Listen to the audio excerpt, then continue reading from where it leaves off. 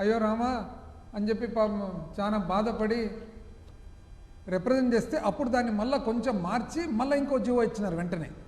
ఏమన్నది, ఆ బకాయిలు ఏవైతే ఉన్నాయో 2026 ఆగస్టులో ఒక భాగము, నవంబర్లో ఇంకొక భాగము, ఫిబ్రవరి 27లో ఇంకో భాగం, అంటే 3 భాగాలు చేసి ఆ ఒక్క డిఏ ఏవైతే అరియర్స్ ఉన్నాయో బకాయిలు ఉన్నాయో అది 3 విడతలుగా అంతటితో ఆపినారా.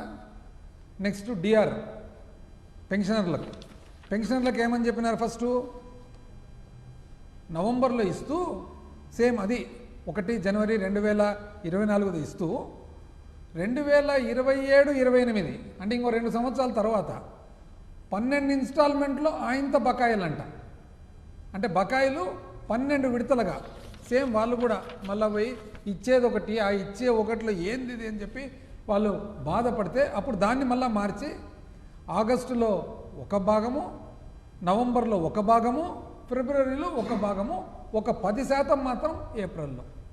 ఏందండి ఇది?